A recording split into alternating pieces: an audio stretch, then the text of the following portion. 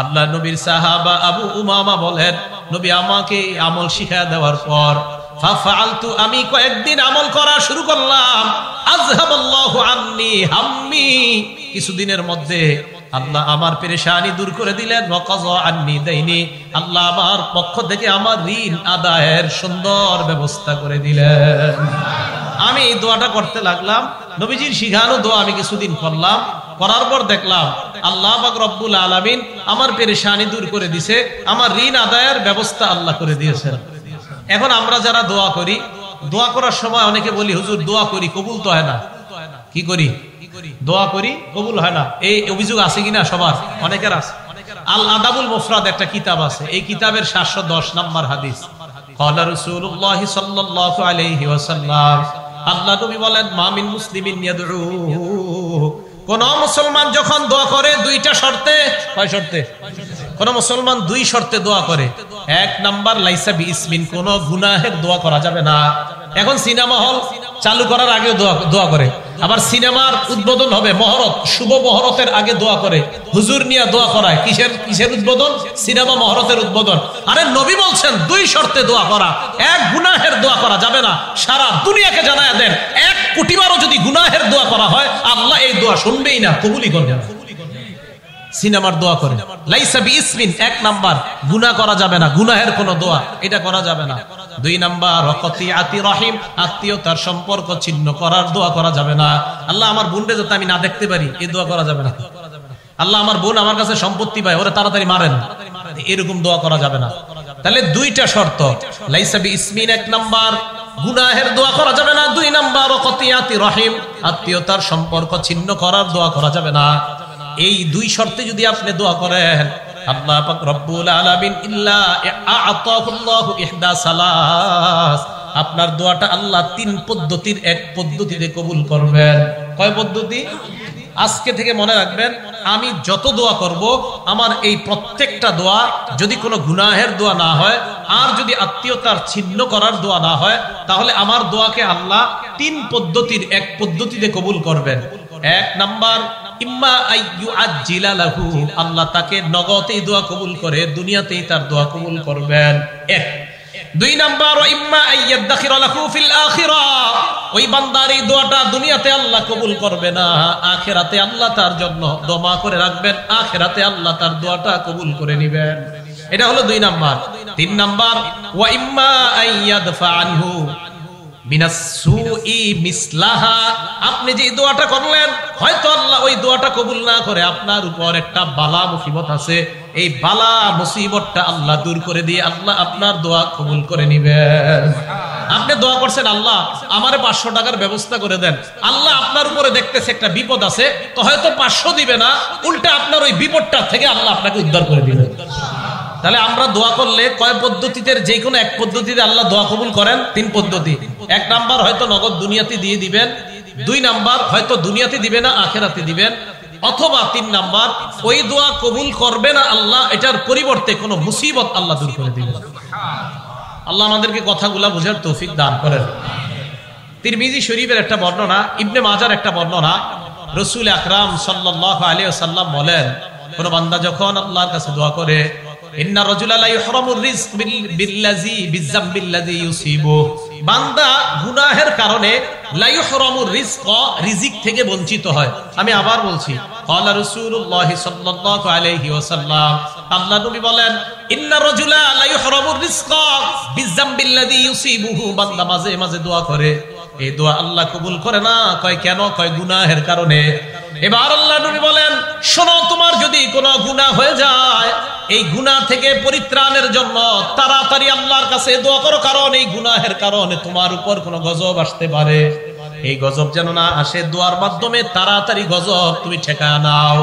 পরের বর্ণনায় আল্লাহ নবী বলেন, আদ-দুআউ লা ইউরাদ্দু, অথবা তাকদীরু লা ইউরাদ্দু ইল্লা বিদ-দুআ, এই হাদিসের মধ্যে আসছে লা ইউরাদ্দুল কদরু ইল্লা বিদুআ, ভাগ্য পরিবর্তন কেউ করতে পারে না, তবে দোয়ার মাধ্যমে কিছু কিছু বিষয় ভাগ্য আল্লাহ পরিবর্তন করে দেয়। দোয়া করলে আল্লাহ ভাগ্য পরিবর্তন করে দেয়। ভাগ্য দুই প্রকার, একটা মুবরাম আর একটা মুআল্লাক। মুবরাম মানে হবেই, এটা যা বলবেন আপনি হবে, জন্ম কবে, মৃত্যু কবে, কি কবে, এইগুলা হবে, এটা মুবরাম। আর একটা মুআল্লাক, ঝুলন্ত আপনার ভাগ্যটা। এই মুআল্লাক যেটা, এটা আল্লাহ চাইলে আপনার দোয়ার মাধ্যমে পরিবর্তন করে দিতে পারেন। আপনার ভাগ্যে আছে কিছু একটা ভয়ঙ্কর কিছু, এটা ঝুলে আছে, আর আপনি দোয়া করছেন আল্লাহ আমার উপর যেন মুসিবত না আসে, আল্লাহ আমার উপর যেন মুসিবত না আসে, মাবুদ আজকে সকালে যেই গুনাহ আমি করছি এই গুনাহের কারণে আমার উপর গজব আসতে পারে, আল্লাহ গজব যেন না আসে। রাসূল বলেন এই দোয়া করতেই থাকো, করতেই থাকো, এই আল্লাহকে বলতে বলতে ওই গজব আল্লাহ সেখানে যে ঝুলন্ত রাখছে এটা সেখান থেকে আল্লাহ দূর করে দিবেন। এই জন্য আল্লাহর কাছে দোয়ার মাধ্যমে ভাগ্য পরিবর্তন করে না। ইবনে মাজাহ 4022 নম্বর হাদিসের বর্ণনা তো আসছে যে রাসূল আকরাম সাল্লাল্লাহু আলাইহি সাল্লাম এইভাবে আমাদেরকে শিখিয়ে দিয়েছেন। আরেক বর্ণনা আসছে অনাগত, একটা হলো অনাগত গজব যেটা এখনো আসে নাই, এটার জন্য দোয়া করা। কিভাবে? পাশের এলাকায় মহামারী লাগছে, আল্লাহর কাছে দোয়া করা আল্লাহ এই মহামারী যেন আমার এলাকায় না আসে। আরেকটা হলো গজব আইসা গেলে দোয়া করা, একটা হলো আসার আগে, আর একটা আইসা গেলে দোয়া করে এটাকে সরানোর চেষ্টা করা। তিরমিজি শরীফের বর্ণনা 3571 নম্বর হাদিসের মধ্যে আসছে ক্বালা রাসূলুল্লাহ সাল্লাল্লাহু আলাইহি ওয়াসাল্লাম, আল্লাহর নবী বলেন মান ফুতিহা বিনকুম বাবুদ দুআ বাবুল মাসআলা, আমার আপনার আমাদের যদি কারো ভাগ্য এরকম হয়ে যায় যে আমরা খুব বেশি বেশি দোয়া করতে পারি। আবার বলছি, নবীজি বলেন তোমাদের কারো ভাগ্য যদি এমন হয় যে নাকি বেশি বেশি আল্লাহর কাছে দোয়া করতে পারো, তোমাদের ভাগ্য যদি এমন হয়, আপনাদের মাঝে এক লোক খালি দোয়া করে আল্লাহ মাফ করে দেন, ফজরের পরেও দোয়া করে, মাগরিবের পরেও মসজিদের কোনায় বসে দোয়া করে, এশার পরেও দোয়া করে, জোহরের পরে এক কোনায় বসে আল্লাহর কাছে চোখের পানি ছাড়ে, নবীজি বলেন যে বেশি বেশি দোয়া করার অভ্যাস হয়ে যায়, ফুতিহা লাহু আবওয়াবুর রাহমা, আল্লাহর রহমতের খাজানা তার জন্য খুলে দেওয়া হয়। তাহলে বেশি দোয়া করার যার অভ্যাস আছে আল্লাহর রহমতের খাজানা তার জন্য খুলে যায়। এজন্য মনে রাখবেন যে বেশি আল্লাহর কাছে দোয়া করতে পারে তার ভাগ্য বড় ভালো। খুব বেশি আল্লাহর কাছে দোয়া করা, আল্লাহ আমাদেরকে বেশি দোয়া করার তৌফিক দান করেন। তো রাসূল আকরাম সাল্লাল্লাহু আলাইহি সাল্লাম এই হাদিসের শেষের দিকে বলেন আদ-দুআ ইয়ানফাউ মিম্মা নাযালা ওয়া মিম্মা লাম ইয়ানজিল, যেই গজব নাজিল হয়েছে এই গজবেও দোয়া কার্যকারী, যেই গজব নাজিল হয় নাই ওই গজবেও দোয়া কার্যকারী। যেই গজব নাজিল হয়েছে এই গজবেও, এই গজবটা দূর করার জন্য দোয়া কার্যকারী, আর যেই গজব নাজিল হয় না এটা দূর করার জন্য দোয়া কার্যকারী। তাহলে গজব নাজিল হয় এটার জন্য দোয়া কার্যকরী, আর যদি গজব নাজিল না হয় এটা দূর করার জন্য দোয়া কার্যকারী। কিভাবে? গজব পাশের এলাকায় আসছে, আমার এলাকায় এখনো আসে নাই, আল্লাহ করোনা তো এলাকায় আছে, আল্লাহ এই এলাকায় যেন না আসে, খুব বেশি বেশি দোয়া করে আশা করা যায় এই গজব দূর করা যাবে। আরেকটা হলো এসে গেছে, এসে যাওয়ার পর দোয়ার মাধ্যমে এই গজব দূর করা যায়, এটা হাদিস দ্বারা প্রমাণিত। মুসলিম শরীফের 2732 নম্বর হাদিস। এই জায়গায় আপনারা বৈশা যদি আরবের কারো জন্য দোয়া করেন, মনে করেন আপনার ভাই বিদেশ থাকে, আল্লাহ আপনি মাফ করে দেন, আল্লাহ কাশ্মীরের মুসলমানদেরকে হেফাজত করেন, আল্লাহ আরাকানের মুসলমানদেরকে হেফাজত করেন, এই দোয়া যদি আপনি করেন, মামুদ যারা নির্যাতিত মুসলমান আলেম ওলামা তাদেরকে আপনি হেফাজত করেন, জুলুম থেকে আপনি বাঁচান, এই দোয়া যদি আপনি করেন। এবার হাদিস শুনেন, মুসলিম শরীফের 2732 নম্বর হাদিসের বর্ণনা ক্বালা রাসূলুল্লাহ সাল্লাল্লাহু আলাইহি ওয়াসাল্লাম, আল্লাহ নবী বলেন কোন মুসলমান যখন দোয়া করে লি আখিহি বিযহরিল গায়ব, কোন মুসলমান যখন তার ভাইয়ের জন্য দোয়া করে আড়াল থেকে মানে ওই ভাই এখানে নাই তার জন্য যদি আমরা দোয়া করি, আমাদের মাজলুম কোন আলেম, মাজলুম মুসলমানরা কোথাও আছে, আমরা এখান থেকে তাদের জন্য দোয়া করলাম, নবীজি বলেন ইল্লা ক্বালাল মালাক, একজন ফেরেশতা বলে ওয়ালাকা বিমিসলিন, তুমি আমি দোয়া করলাম, আমার সাথে একবার বলেন হে আল্লাহ মাজলুম মুসলমানদেরকে হেফাজত করেন। এই মুহূর্তে ফেরেশতা আমাদের প্রত্যেককে বলছে তুমি যে এই দোয়াটা করলা আল্লাহ যেন তোমাকে বিপদ আপদ থেকে হেফাজত করে। হ্যাঁ, এই মুহূর্তে ফেরেশতা বলছে, হ্যাঁ সত্যি বলছি, আমাকেও বলছে ওয়ালাকা বিমিসলিন, তুমি যে এই দোয়া মাজলুমদের জন্য করলা আল্লাহ যেন তোমাকেও জুলুম থেকে হেফাজত করে। পরের বর্ণনা 2733 মুসলিম শরীফের আগের যে বর্ণনাটা, এটা পরের বর্ণনাটা আসছে ক্বালা রাসূলুল্লাহ সাল্লাল্লাহু আলাইহি ওয়াসাল্লাম দাওয়াতুল মারইল মুসলিমি লিআখিহি বিযহরিল গায়ব মুস্তাজাবা, কোন মুসলমান যখন তার ভাইয়ের জন্য দূর থেকে দোয়া করে মুস্তাজাবা, দোয়াটা কবুল হয়েই যায়। না আমরা ওরকম দোয়া করতে পারছি না মনে হয়, যারা বিপদে আছে তাদের জন্য ওইভাবে দোয়া হচ্ছে না আমাদের, তাই তাদের দোয়াটা আল্লাহ কবুল করতেছে না, কারণ আমরা ওইভাবে করতে পারতেছি না, যেভাবে করা উচিত বলা উচিত ওইভাবে হচ্ছে না আমাদের দোয়াটা। কথা বুঝে আসে নাই? কারণ দোয়া করার সময় 1000 ক্যামেরা ফিট করে রাখে যে দোয়াটা কালকে পেপারে দিবে, বুঝেন নাই? ওই দোয়া কেমনে হইব, দোয়াকারী চিন্তা করবো আমার কিরম দেখা যায় দেখি, সামনে যারা আছে এরাও চিন্তা করবে, আজীব এক মাসালা হয়ে গেছে, দোয়া করবেন কেমনে?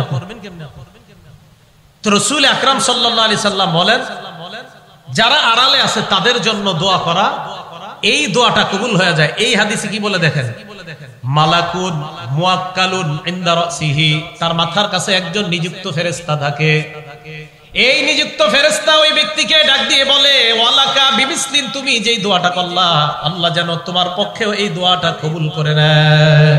মাথার কাছে একজন ফেরেশতা বৈশা বলে, ওয়ালাকা বিমিসলিন, তুমি যেই দোয়া করলা তোমার দোয়া যেন আল্লাহ কবুল করে নেয়। এই হাদিসের মধ্যে আরো আসছে, আমি আপনি যখন বলি আল্লাহ মাজলুম মুসলমানদেরকে হেফাজত করেন, একজন ফেরেশতা মাথার কাছে বৈশা বলে আমিন আমিন, ফেরেশতা বলে আমিন আমিন, মুসলিম শরীফের বর্ণনা। তাহলে আমরা আল্লাহর কাছে দোয়া করব, কারণ আমাদের দোয়া আল্লাহ কবুল করে, এটা আমাদের বিশ্বাস। বলেন তো দোয়া করলে কয় সূরাতে আল্লাহ দোয়াটা কবুল করতে পারেন? 3 সূরাতে। অদৃশ্য থেকে দোয়া করার শ্রেষ্ঠ দৃষ্টান্ত মুহাম্মদুর রাসূলুল্লাহ সাল্লাল্লাহু আলাইহি সাল্লাম একটা দোয়া করছে, এই দোয়াটা শুনেন। সহিহ ইবনে হিব্বান কিতাবের নাম 7111 নম্বর হাদিস। আম্মা জান আয়েশা সিদ্দিকা রাদিয়াল্লাহু তাআলা আনহা বলেন, লাম্মা রাআইতু মিনান নবী সাল্লাল্লাহু আলাইহি ওয়াসাল্লাম তিবা নাফসিন, মা বোনরা যারা আমার এই আলোচনাটা শুনতেছেন, আপনার স্বামীর সাথে এই আমলটা করবেন।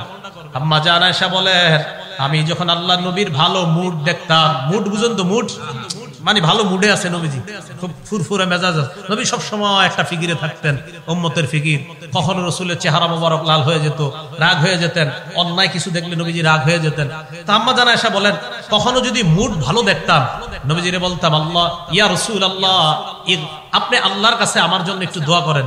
আমি নবীজিরে বলতাম, ইয়া রাসূলুল্লাহ, হে আল্লাহ রাসূল, আপনি আমার জন্য একটু আল্লাহর কাছে দোয়া করেন। তো নবীজি বলতেন, আয়েশা তোমার জন্য দোয়া করবো? কাহা বিবিরা যারা আছেন, আপনার স্বামীরে যখন ভালো মুডে দেখবেন তখন বলবেন যে আপনি একটু আমার জন্য এখন দোয়া করেন। আর আপনারা কি মুডে থাকবেন? রাত 2টা বাজে তো দুইজন টেলিভিশনের উপরে থাকেন, আর মুড কখন আসবে? এই মুডে থাকে না তো, মুড আসবে কখন? দোয়া। এখন কি দোয়া হবে নাকি? তো রাসূল আকরাম সাল্লাল্লাহু আলাইহি ওয়াসাল্লাম কি দোয়া করব? হুজুর আপনি যেই দোয়া আল্লাহর কাছে মন চায় করেন আমার জন্য। তো নবীজি বলতেন, আল্লাহুম্মা গফিরলি আয়েশাতা মা তাকদ্দামা মিন যামবিহা ওয়া মা তাআখার, আল্লাহ আপনি আয়েশার আগে পরের সব গুনাহ মাফ করে দেন। সুবহানাল্লাহ। ওয়া মা আসররাত ওয়া মা আ'লানা, প্রকাশ্য এবং গোপন যত গুনাহ আছে আল্লাহ সব মাফ করে দেন। আম্মা জান আয়েশা সিদ্দিকা দহিকাত, হাসা শুরু করতেন খুশিতে। দেখেন কি বলে, হাসতে হাসতে হাসতে হাসতে হাত্তা সাকাতা রাসুহা ফি হিজরিহা, আম্মা জান হাসতে হাসতে ওনার মাথাটা কোলের উপর গিয়ে পড়তো, এত হাসতেন। কেন? তো নবীজি কয়, আয়েশা হাসো কেন? খুশিতে। তো আল্লাহ রাসূল সাল্লাল্লাহু আলাইহি সাল্লাম আম্মা জান আয়েশা সিদ্দিকা বলতেন, আয়েশা আয়া সুররুকি দুআই, আমি দোয়া করলে কি তুমি অনেক খুশি হও?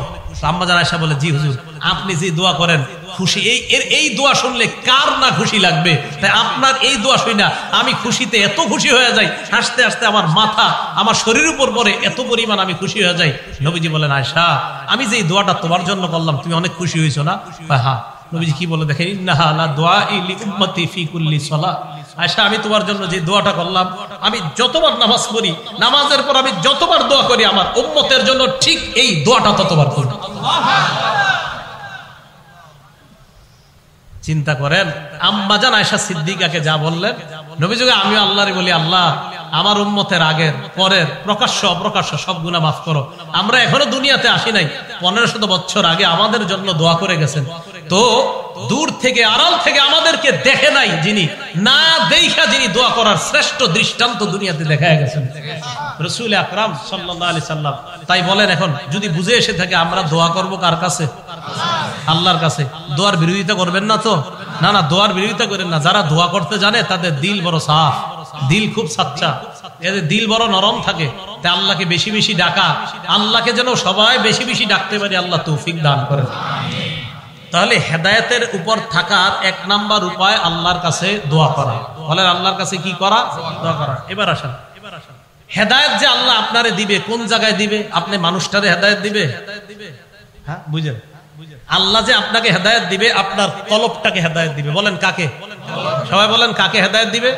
দলিল সূরা তাগাবুন 11 নম্বর আয়াত। আল্লাহ বলেন ওয়া মান ইউমিন বিল্লাহি ইয়াহদি কলবাহ, যে ব্যক্তি আল্লাহকে বিশ্বাস করে, আল্লাহর উপর বিশ্বাস রাখে, আল্লাহ তার কলবকে হেদায়েত দান করেন। বলেন আল্লাহ কাকে হেদায়েত দান করেন? কলবকে। ইবনে মাজার একটা বর্ণনা 3989 নম্বর হাদিস। ওমর ফারুক রাদিয়াল্লাহু তাআলা আনহু একদিন ঘর থেকে বের হইছে। বের হওয়ার পর খরজা ইয়ামান মিন বাইতিহি ইলা মসজিদি রাসূলিল্লাহ সাল্লাল্লাহু আলাইহি ওয়াসাল্লাম। ওমর ফারুক রাদিয়াল্লাহু তাআলা আন ঘর থেকে বের হয়ে আল্লাহর রাসূলের মসজিদের দিকে রওনা করলেন। মসজিদে যাওয়ার সময় ওয়াজাদা মুআজ ইবনে জাবাল রাদিয়াল্লাহু তাআলা আন কাঈদান ইনদা কবরিন নবী সাল্লাল্লাহু আলাইহি ওয়াসাল্লাম ইয়াবকি। হযরত ওমর হযরত মুআজ ইবনে জাবালকে দেখেন আল্লাহর রাসূলের কবরের পাশে বসে কান্নাকাটি করতেছে। ওমর ফারুক প্রশ্ন করলেন মা ইউবকিকা, কান্নাকাটি কেন করো? মুআজ জবাব দিলেন ইউবকিনি শাইউন সামিআতুহু মির রাসূলিল্লাহি সাল্লাল্লাহু আলাইহি ওয়াসাল্লাম, আমাকে একটা বিষয় কাঁদাচ্ছে, যে বিষয়টা আমি আল্লাহর রাসূলের কাছ থেকে নিজ কানে শুনছি। ওমর ফারুক কয় কি শুনছো? জি একটা কথা নবীজির মুখে শুনছি, এই কথাটা মনে পড়লে খালি আমি কান্না করি। আপনারা জানতে মন চায়নি কথাটা কি? দেখেন আমগো মাঝে আস। ওমর ইবনুল খাত্তাব বলেন কি কথা বলো? মুআজ ইবনে জাবাল বলেন আল্লাহর রাসূল বলছেন ইন্না ইয়াসীরার রিয়াই শিরকুন, সামান্যতম রিয়া করাও শিরিক, সামান্যতম লোক দেখানো আমল করাও শিরিক। সামান্যতম লোক দেখানো আমল করাও কি শিরিক। এই যে আল্লামা লিখে দিয়েছেন আপনারা এই জায়গায়, কি লিখে দিয়েছেন? হ্যাঁ আল্লাহর কসম আমি খুশি হই নাই। এটা কেন লেখছেন? আল্লামা যে লেখছেন, আল্লামা বুঝেন কারে কয়? হ্যাঁ মনে করেন 2-4টা হাদিস মুখস্থ বলতে পারি দিকে আমি আল্লামা। অনেকে আবার লেখে হাফিজুল হাদিস। হাফিজুল হাদিসের একটা সংজ্ঞা আছে তো, যেই পরিমাণ হাদিস মুখস্থ থাকলে হাফিজুল হাদিস বলা হয়, ওই পরিমাণ হাদিস আমার মুখস্থ নাই। তা আমার কেন হাফিজুল হাদিস লেখেন? এই আল্লামা লিখবেন না। আপনাদের এই লেখাতে আমি খুশি হইনি। আল্লামা লিখবেন না। যার সাথে মোবাইলে কথা বলেন ও বারবার বলে আল্লামা লেখা নিষেধ, হয়তো এই জায়গায় বলা হয় নাই। আল্লামা লিখেন না। আল্লামার একটা ওয়েট আছে, একটা ওজন আছে। বলতেছেন হুজুর আপনি খুব বিনয় দেখাচ্ছেন, ঘোড়ার ডিম দেখাইতেছে। আল্লামা এটা না লেখা বিনয় না, আল্লামা ও এত ঘোড়ার ডিমের ব্যাপার। আল্লামা কারে লেখেন? আল্লামা আমি তো বুঝি না কি লেখছেন এটা। আল্লামা মানে মন চাইলো লিখে দিচ্ছেন আল্লামা। আল্লামারা সামনে আসে না, আল্লামারা নির্বিধিতে আড়ালে আছে, জায়গায় জায়গায় আছে। এদেরকে চিনবেন না, বুঝবেন না। এদেরকে খুঁজে খুঁজে ওলামা একরাম চিনে নেয় জায়গায় জায়গায়। আল্লামা যেখানে সেখানে আল্লাহর হস্তে লাগাই দিয়েন না। ইন্না ইয়াসীরার রিয়াই শিরকুন, সামান্য লোক দেখানো আমল করা শিরিক। এই সমস্ত হাদিস আমাদেরকে বিভিন্ন শব্দ লিখতে বাধা দেয়। রাসূল আকরাম সাল্লাল্লাহু আলাইহি সাল্লাম বললেন ইন্না ইয়াসীরার রিয়াই শিরকুন, সামান্য রিয়া শিরিক, লোক দেখানো কিছু করা শিরিক। এখন আমি বয়ান করতেছি, মনে যদি একটু আসে বয়ানটা জানি কেমন হইতেছে, লোকেরা কেমন বলে, বা শিরিক, হাসা কথা, শিরিক হয়ে গেছে। ইন্না ইয়াসীরার রিয়াই শিরকুন, ইবাদত একমাত্র আল্লাহর জন্য। বলেন একমাত্র কার জন্য? আল্লাহর জন্য। ইবাদত সামান্য অংশ কাউকে দেখানোর জন্য করা যাবে না। তো রাসূল সাল্লাল্লাহু আলাইহি সাল্লাম এরপর বলেন ইন্নাল্লাহা ইউহিব্বুল আতকিয়া আল আবরার আল আখফিয়া, অথবা আল আবরার আল আতকিয়া আল আখফিয়া। নবীজি বলেন নিশ্চয় আল্লাহ ভালোবাসেন আল আবরার পুণ্যবান, আল আতকিয়া মুত্তাকি, আল আখফিয়া যারা মানুষের থেকে নিজেদেরকে আড়াল রাখে, মানুষের থেকে নিজেদেরকে আড়াল রাখে। প্রকৃত আল্লামা যারা, তাদেরকে চিনবেন না, জানবেন না। মানুষের থেকে নিজেদেরকে আড়াল রাখে, নিজেদেরকে আড়াল রাখে, কিন্তু আমার আপনার জানা নাই আল্লাহ তাদেরকে ভালোবাসে। নবীজি বলেন তারা কারা জানুনি? আল্লাযীনা ইযা গাবু লাম ইফতাকাদু, যারা সমাজ থেকে 2-4 দিন যদি তারা না থাকে, কেউ তাদের খোঁজও নেয় না। 3-4 দিন এলাকায় নাই, পাইতেছেন না, আরে লোকটা চা খায় কই, কেউ খোঁজ নেয় না। 3-4 দিন নাই, খোঁজ নেয় না। নবীজি কয় জানো না, যার খোঁজ তোমরা নেও না, ওরে আল্লাহ কি পরিমাণ ভালোবাসে। ওয়াইদা হাদারু লাম ইউদআউ, ওই লোকটা যদি কোনো মজলিসের মধ্যে আসে, কেউ তারে কাছেও ডাকে না, বসে থাকে পিছনে। আবার ডাকলেও লাম ইউকরাবু বা লাম ইউরাফু, তাকে চেনে না এমন ভাব ধরে, কে তুমি, কোন জায়গায় আছো, কই থাকো, চিনে না, ভাব ধরে না, মানে এর গনে না মজলিসে, না থাকলে কেউ খোঁজে না, আসলে কাছেও ডাকে না। আল্লাহ নবী কয় এর যে আল্লাহ ভালোবাসে তুমি জানো না। এই লোকটাকে আল্লাহ ভালোবাসে। তাহলে এমন মানুষ আমাদের সমাজে আছে যে আমি আপনি আমরা জানি না, এমন মানুষ আছে। রাসূল আকরাম সাল্লাল্লাহু আলাইহি ওয়াসাল্লাম বলেন কুলুবুহুম মাসাবিহুল হুদা, তাদের কলবগুলা হলো হেদায়েতের বাতি। এদের কলবগুলা হেদায়েতের বাতি, এই বাতি দিয়ে আপনাদের মাহফিল আলোকিত হয়েছে। রাসূল আকরাম সাল্লাল্লাহু আলাইহি ওয়াসাল্লাম বলেন ওই যে যারা হারিয়ে গেলে খোঁজো না, কাছে আসলে ডাকো না, এদের কলবগুলা হেদায়েতের বাতি, এদের কারণে এলাকা আল্লাহ টিকে রাখে। তাহলে বলেন হেদায়েতের জায়গা কোথায়? কলব। আল্লাহ কলবকে হেদায়েত দান করে, সেটা বুঝাইতে চাইলাম আমি। এই জন্য রাসূল আকরাম সাল্লাল্লাহু আলাইহি সাল্লাম আল্লাহরে বলতেন আল্লাহুম্মা ইন্নী আসআলুকা রাহমাতান তাহদি বিহা কলবি, হে আল্লাহ আমি আপনার কাছে এমন দয়া চাই যে দয়ার মাধ্যমে আপনি আমার কলব হেদায়েত দিয়ে দেন। তাহলে বলেন আমার সাথে, ওলামারা ছাড়া অন্য যারা সাধারণ আছেন তারা আমার সাথে বাংলাটা বলেন, বলেন হে আল্লাহ আপনার কাছে এমন রহমত চাই, যেই রহমতের কারণে, যেই রহমতের মাধ্যমে, যেই রহমত দিয়ে আমার কলবকে হেদায়েত দান করেন। এই কথাটা বেশি বেশি আল্লাহরে বলবেন, ইনশাআল্লাহ হেদায়েতের উপর রেখেই আল্লাহ আপনার মৃত্যু দান করবেন। এটা একটা। আরেকটা সূরা ইউসুফের আয়াতটা যদি পড়তে পারেন, গালেবান 101 বা 111 নম্বর আয়াত, 101ই হবে মনে হয় বা 111 সম্ভবত, সূরা ইউসুফের ফাতিরাস সামাওয়াতি ওয়াল আরদ আনতা ওয়ালিয়্যি ফিদ দুনিয়া ওয়াল আখিরা তাওয়াফফানি মুসলিমান ওয়া আলহিকনি বিস সালিহিন। হে আসমান জমিনের সৃষ্টিকর্তা, ফাতিরাস সামাওয়াতি ওয়াল আরদ তাওয়াফফানি মুসলিমা, আল্লাহ তুমি আমাকে মুসলমান অবস্থায় মৃত্যু দিয়ে দিও, ওয়া আলহিকনি বিস সালিহিন, নেককার মানুষের সাথে আমাকে তুমি মিলায়া দিও। ইউসুফ নবী বাদশা ছিলেন, নবী ছিলেন, এরপরে আল্লাহর কাছে দোয়া করতেন আল্লাহ তাওয়াফফানি মুসলিমা। নবী নবী কয় আল্লাহরে তাওয়াফফানি মুসলিমা, বাদশা আল্লাহরে কয় বাদশা, আবার নবী, খাদ্যমন্ত্রী আবার নবী, আবার উনি আল্লাহরে কয়, একজন নবী আল্লাহরে কয় তাওয়াফফানি মুসলিমা, আল্লাহ আপনি আমারে মুসলমান অবস্থায় মৃত্যু দিয়েন। কে বলছে? একজন নবী। তা আমি আপনি কি বলা উচিত আল্লাহকে? এই জন্য আল্লাহর কাছে খুব বেশি বেশি বলা। আমি যার কাছে বুখারী শরীফ পড়ছি, আল্লামা আবু জাফর আল কাসিমি দামাত বরকাতুহুল আলিয়া, হযরতে আব্দুল্লাহপুর, বর্তমান আব্দুল্লাহপুর মাদ্রাসার শেখুল হাদিস, হযরতের মুখে শুনছি, এইটা যদি কেউ নিয়মিত পড়তে পারে ইনশাআল্লাহ আশা করা যায় আল্লাহ যদি তার এই দোয়াটা কবুল করেই নেই, আশা করা যায় হেদায়েত দিয়ে মুসলমান অবস্থায় তার মৃত্যু দিবেন। তো রাসূল আকরাম সাল্লাল্লাহু আলাইহি সাল্লাম আল্লাহরে বললেন আল্লাহ এমন হেদায়েত আপনার কাছে চাই যার মাধ্যমে আপনি আমার দিলকে হেদায়েত দিবেন, এমন রহমত চাই যার মাধ্যমে আপনি আমার দিলকে হেদায়েত দিবেন। এবার আশ্চর্য একটা হাদিস শুনেন রাসূল আকরাম সাল্লাল্লাহু আলাইহি সাল্লাম, এই দুই আঙ্গুলের দিকে তাকান, সাল্লাল্লাহু আলাইহি সাল্লাম। মুসলিম শরীফের 2654 নম্বর হাদিস, আমাদের মাদ্রাসার পাঠ্যপুস্তক অনুসারে মোট হাদিস সংখ্যা হবে 3033টা। এই হাদিসের মধ্যে আসছে ক্বালা রাসূলুল্লাহ সাল্লাল্লাহু আলাইহি ওয়াসাল্লাম ইন্না কুলুবা বানি আদামা কুল্লাহা বাইনা ইসবাইনি মিন আসাবির রহমান। মাঝে মাঝে নিজেরা ট্রাই করবেন।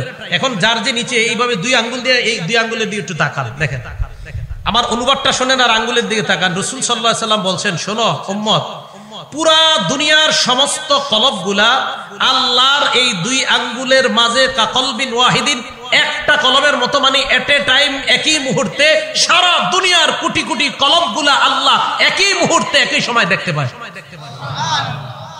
এই দেখতেছে, আমি আরিফ বিন হাবিবের কলব দেখতেছি, আপনাদের কলব এক সময় আল্লাহ দেখতেছেন।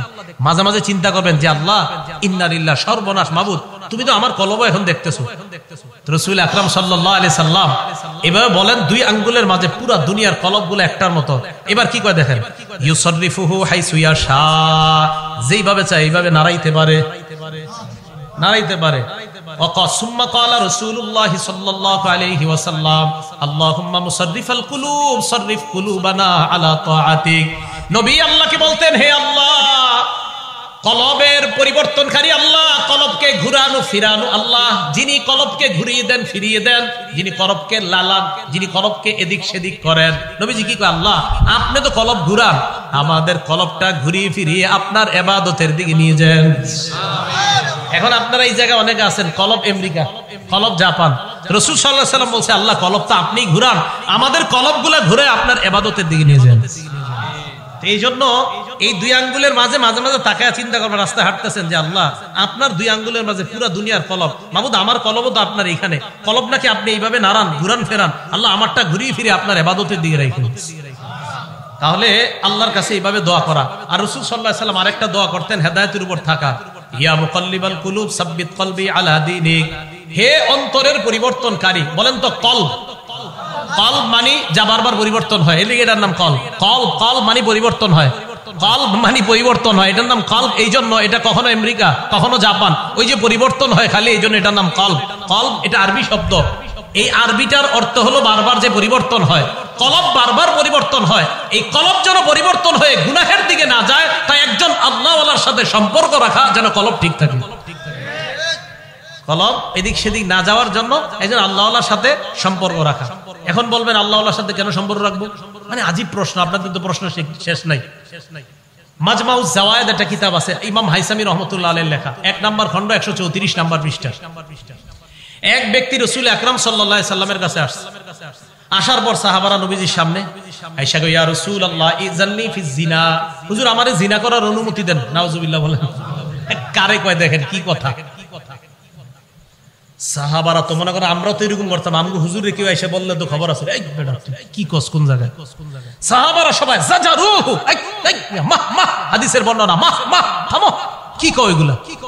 নবীজি রে, আমাদের নবীজি কেমন শিক্ষক ছিলেন দেখেন। নবীজি কয়, এই শোনো, উদনুহু, তারা আমার কাছে আসতে দাও, তারা আমার কাছে আসতে দাও। ফাদানাহু কারীবাম মিন, নবীজির কাছে নিয়ে গেছে। যাওয়ার পর নবীজি বলছেন, কি বলছো? কয় হুজুর জিনার অনুমতি দেন। আল্লাহ রাসূল সাল্লাল্লাহু আলাইহি সাল্লাম দেখেন কিভাবে সংশোধন করে। আর তুহিব্বুহু লিউম্মিকা, তুমি যে কাজটা করতে চাও তোমার আম্মার সাথে এই কাজটা কেউ করুক, এটা তুমি চাও? ওই ব্যক্তি কয়, লা জাআলানি আল্লাহু ফিদাকা ইয়া রাসূলুল্লাহ, হুজুর আপনি কি বললেন, অসম্ভব। আল্লাহ নবী বলেন, ফান্নাসু লা ইউহিব্বুনাহু লিউম্মাহাতিহিম, তুমি যেমন তোমার মায়ের সাথে এই অপকর্মটা চাও না, কোন মানুষ তাদের মায়ের সাথে এই অপকর্ম তুমি করবা এটাও তারা চায় না।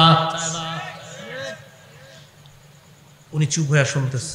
আর তুহিব্বুহু লিইবনাতিক, তুমি কি তোমার মেয়ের সাথে এই অপকর্ম কেউ করো এটা পছন্দ করো?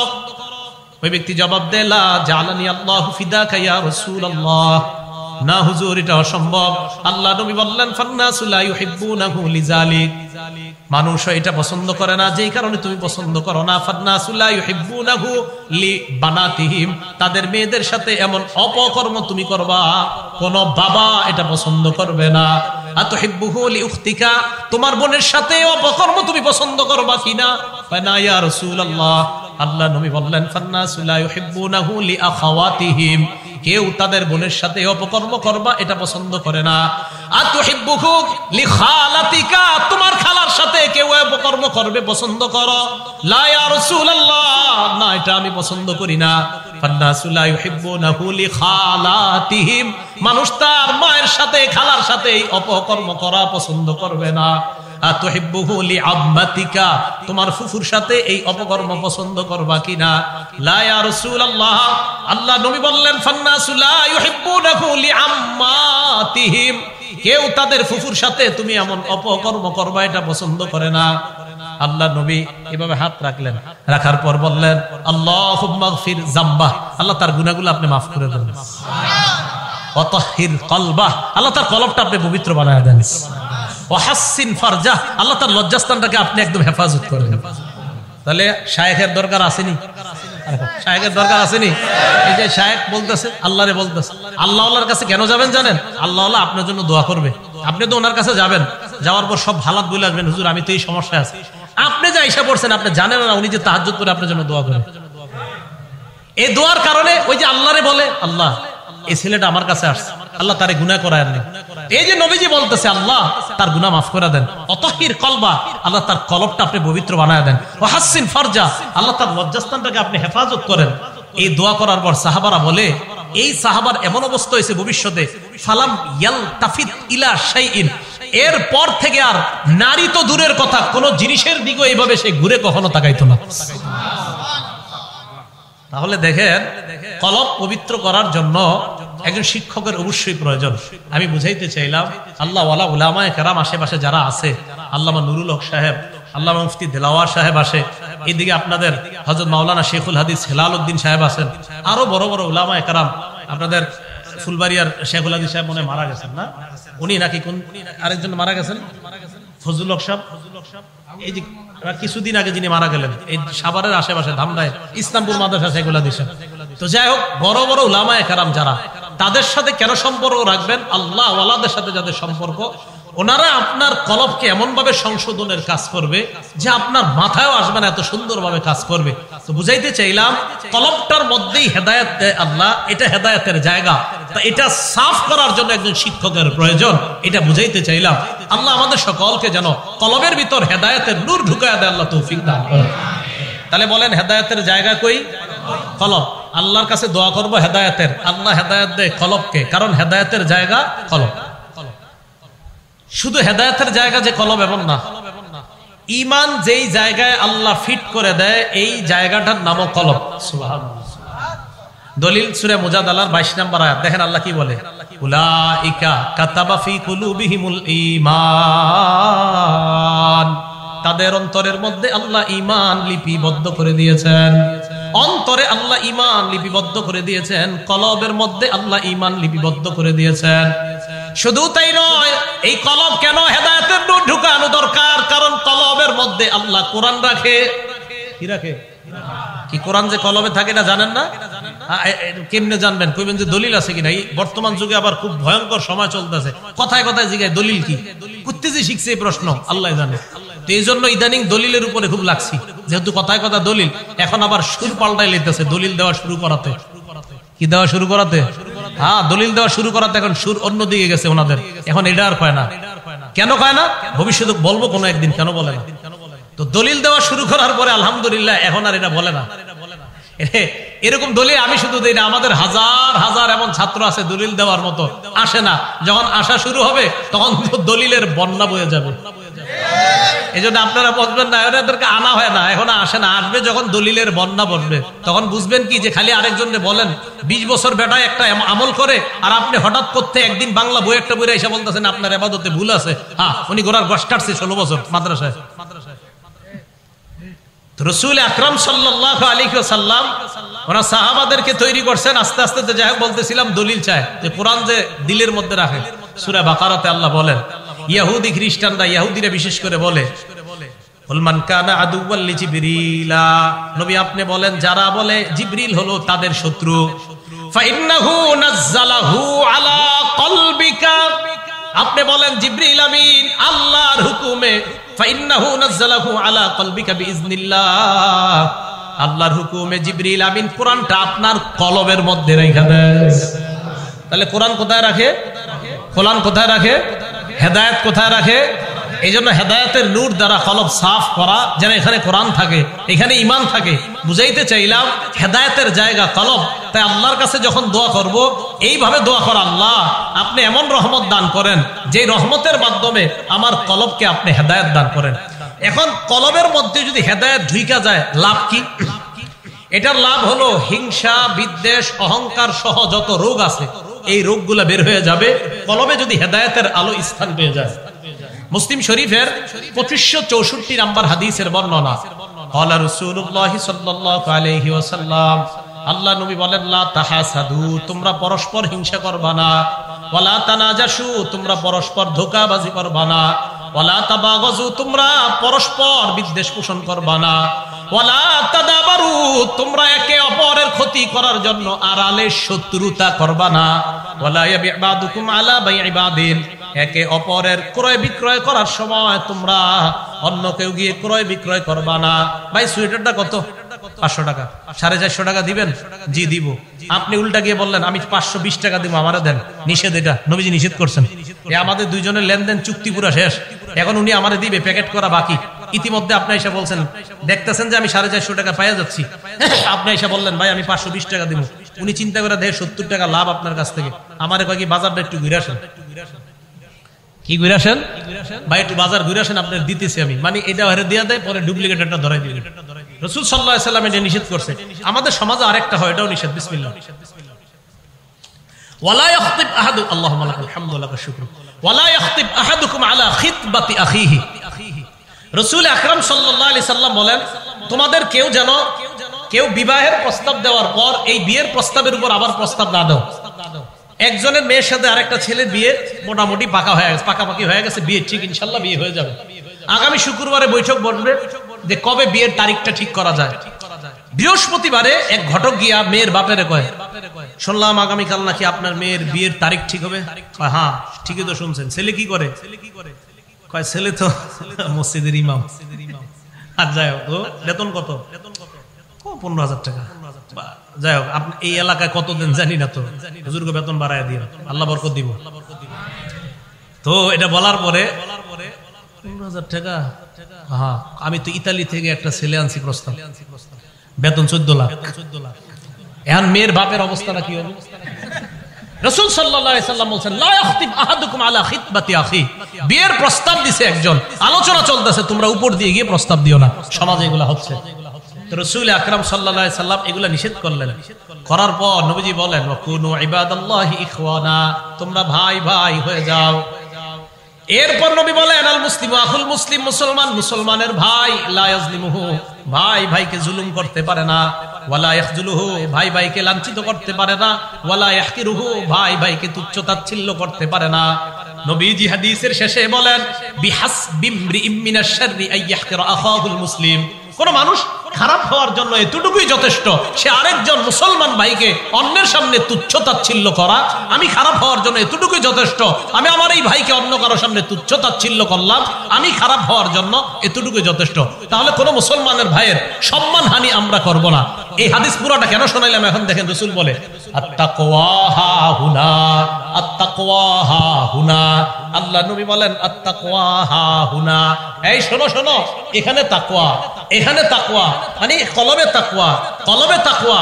এই তাকওয়াটা কলবে ঢুকতে হবে। তাই বললাম, হেদায়েতের নূর যখন এখানে চলে আসবে, কোরআনের নূর, হেদায়েতের নূর, তাকওয়া সহ, ঈমানের নূর সহ সমস্ত নূর আল্লাহ এই কলবের মধ্যে ঢুকায় দেন।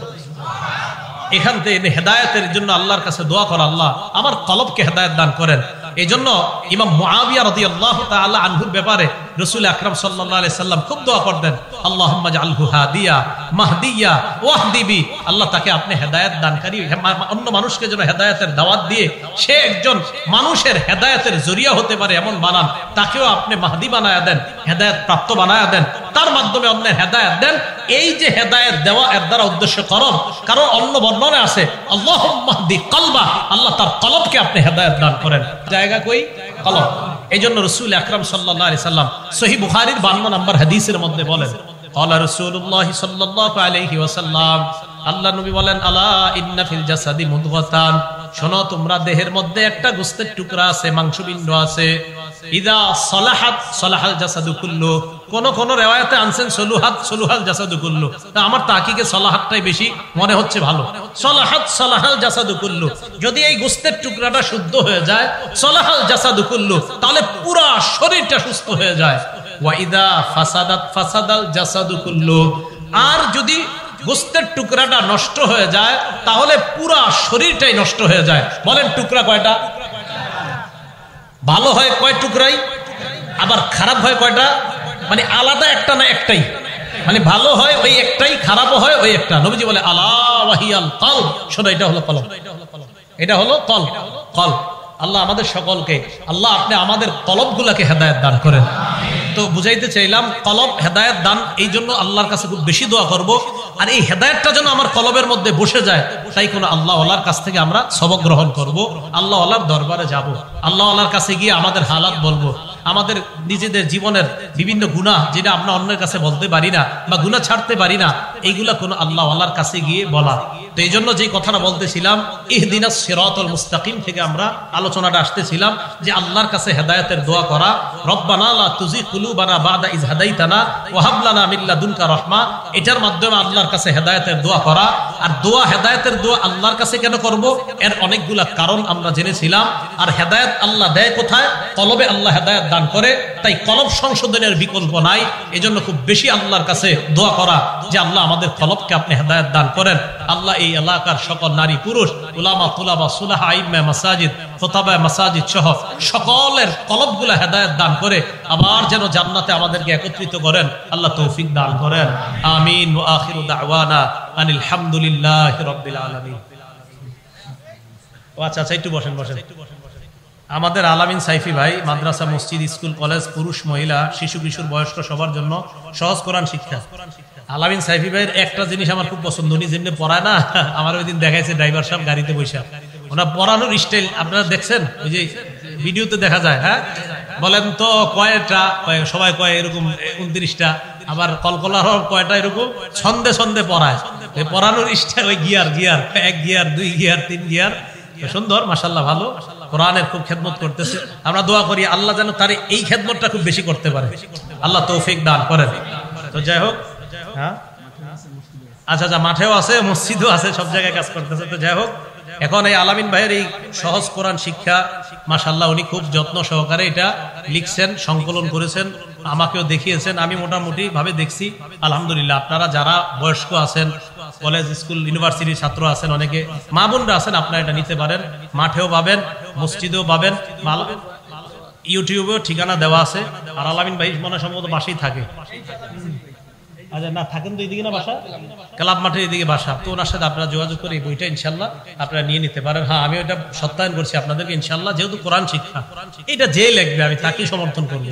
আল্লাহ পাক রব্বুল আলামিন তার এই কিতাবটাকে কবুল করেন।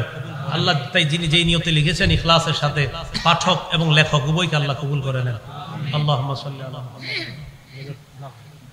তো উলামায়ে কেরাম থাকতে আপনাদেরকে মুনাজাত করেন, আমি তো মুসাফির না, সমস্যা নেই। اللهم صل على محمد وعلى ال محمد كما صليت على ابراهيم وعلى ال ابراهيم انك حميد مجيد. اللهم بارك على محمد وعلى ال محمد كما باركت على ابراهيم وعلى ال ابراهيم انك حميد مجيد. الحمد لله رب العالمين والعاقبة للمتقين والصلاة والسلام على سيد الانبياء والمرسلين وعلى اله واصحابه اجمعين. ربنا ظلمنا أنفسنا وإن لم تغفر لنا وترحمنا لنكونن من الخاسرين. رب ارحمهما كما ربياني صغيرا رب ارحمهما كما ربياني صغيرا. মাবুদ মেহেরবান মাওলা, আল্লাহ সাহাবায়ে কেরামের দিলগুলা কত সাফ ছিল আল্লাহ, তাদের দিলগুলা কত নরম ছিল আল্লাহ। এক হাদিসের মধ্যে পড়ছি, আপনার নবী বলেছিলেন সাদা সুতা আর কালো সুতা। এই কথা বলার পর এক সাহাবা সাদা কালো সুতা বালিশের নিচে নিয়ে রেখে দিছে আল্লাহ। আরে বাবু, দিলগুলা কত সাফ ছিল। সাহাবা বারবার সুতার দিকে তাকাইতো, সাদা কালো আলাদা হয় না কেন? নবীজির কাছে আসার পর নবী ব্যাখ্যা দিয়ে দিলেন এটার দ্বারা উদ্দেশ্য সুবহে সাদেক এবং সুবহে কাযেব। বাবু, এই হাদিস যখন পড়ি আর চিন্তা করি তাদের হৃদয়গুলা কত সাফ ছিল, কত স্বচ্ছ ছিল। আল্লাহ মেহেরবানি করে সাহাবাদের মতো কলবওয়ালা মানুষ আমাদেরকে বানায় দেন। আল্লাহ সাহাবাদের মতো ঈমান আমাদেরকে দান করেন। আল্লাহ সাহাবাদের মতো হেদায়েত আমাদেরকে দান করেন। আল্লাহ আমি যাদেরকে হাত তুলছি, উলামা, তুলাবা, সুলাহা, আওয়াম, মা বোনরা সহ, আল্লাহ আমাদের সকলের মনের কথাগুলা, অনেক আশাগুলা আপনি পূরণ করে নেন। আমাদের কলবগুলাকে আপনি হেদায়েত দিয়ে দেন। আল্লাহ আপনার কাছে আমার একান্ত আশা, আল্লাহ যাদের সামনে বসছি, যারা কথা শুনছে, আল্লাহ যাদের সামনে বললাম তাদের সবার সাথে আবার জান্নাতে দেখা করায়া দিয়ে আমার এই আশাটা আপনি লিপিবদ্ধ করে দেন। আল্লাহ আমাদের এই আশাটা আপনি কবুল করে নেন। আল্লাহ মেহেরবানি করে আমাদেরকে জান্নাতি হিসাবে কবুল করে নেন। আমাদের মধ্যে যাদের মা বাবা, আত্মীয় স্বজন, পাড়া প্রতিবেশী কবরে আছে, তাদের কবরগুলা জান্নাতের বাগান বানায় দেন। এই মাহফিলের আয়োজক যারা, তাদের আয়োজনকে আপনি কবুল করে নেন। আল্লাহ এলাকার ইমাম, আল্লাহ মাসাজিদ মাদারিস গুলোকে আপনি কবুল করে নেন। আল্লাহ মসজিদের ইমাম, খতিব, মুসল্লি সকলকে আপনি কবুল করে নেন। আল্লাহ এলাকার মেম্বার, চেয়ারম্যান সাহেবরা দোয়া চেয়েছেন, আল্লাহ তাদেরকে বেশি বেশি দশের জনগণের সেবা করার তৌফিক দান করেন। আল্লাহ আলামিন সাইফি ভাই দোয়া চেয়েছে, আল্লাহ তার লিখিত কোরআনের ভূমিকা হিসাবে যে কিতাবটা লেখছে, আল্লাহ কোরআন শিক্ষার জন্য যেন সহজ হয়ে যায়। আল্লাহ মেহেরবানি করে পুরা পৃথিবীর জন্য এই কিতাব আপনি কবুল করে নেন। আল্লাহ আমাদের দোয়া আপনি কবুল করেন। আল্লাহ বড় বড় আলেমরা হাত তুলছে মাওলা, মেহেরবানি করে তাদের হাতের দিকে তাকায় আমাদের দোয়া কবুল করেন। আল্লাহ হাদিসের ওই ভাষা, আল্লাহ কিছু মানুষ যাদেরকে আমরা আল্লাহ হারিয়ে গেলে খুঁজি না, কাছে আসলে ডাকি না, এই জায়গায় তারাও আছে আল্লাহ, ওই কলমওয়ালা মানুষগুলোর দিকে তাকায় আমাদের দোয়া কবুল করে নেন আল্লাহ, আমাদের দোয়া কবুল করে নেন আল্লাহ। আমার আগে যারা আলোচনা করেছে নিঃসন্দেহে আমার সে ভালো দামি দামি কথা বলছে আল্লাহ, আল্লাহ মেহেরবানি করে তাদের কথাগুলোর সাথে আমার কথা কেউ কবুল করে নিয়েন আল্লাহ, আমাদের দোয়া আপনি কবুল করে নেন আল্লাহ। যা বললাম যা শুনলাম সবাই যেন আমল করতে পারি তৌফিক দান করেন আল্লাহ, আমাদেরকে হেদায়েত দান করেন আল্লাহ, আমাদেরকে হেদায়েত দান করেন আল্লাহ, আমাদেরকে হেদায়েত দান করেন আল্লাহ। যারা ঋণী তাদের ঋণ পরিশোধের ব্যবস্থা করে দেন আল্লাহ মেহেরবানি করে আল্লাহ। আল্লাহ রফিক ভাই আল্লাহ, ওনার জন্য দোয়া চাওয়া হয়েছে আল্লাহ, তার সব নেক আশাগুলো আপনি পুরা করেন, দুনিয়ার সমস্ত বালা মুসিবত থেকে তাকে আপনি হেফাজত করেন আল্লাহ। মেহেরবানি করে ইসলাম প্রিয় মুসলমান তাওহীদি জনতা আল্লাহ, তাদের সকলকে বিপদ আপদ থেকে আপনি হেফাজত করেন আল্লাহ। যারা মাজলুম তাদেরকে আপনি হেফাজত করেন আল্লাহ, যারা নির্যাতিত অবস্থা আছে তাদেরকে হেফাজত করেন আল্লাহ। আমাদের এই দেশটা সমস্ত বিপদ আপদ থেকে হেফাজত করেন আল্লাহ। দেশের খনি আল্লাহ মেহেরবানি করে গ্যাস বিদ্যুৎ আল্লাহ, এই নিয়ামত থেকে আমাদেরকে আপনি বঞ্চিত করেন না, মেহেরবানি করে আল্লাহ এই নিয়ামত আমাদেরকে আপনি ভরপুর দান করেন আল্লাহ। আল্লাহ খতিব সাহেব রাকিব সাহেব আল্লাহ মেহেরবানি করে তাকেও আপনি কবুল করে নেন আল্লাহ। উলামায়ে কেরাম সকলকে আপনি কবুল করে নেন। আল্লাহুম্মা সাল্লি ওয়া সাল্লিম ওয়া বারিক আলা মুহাম্মাদ।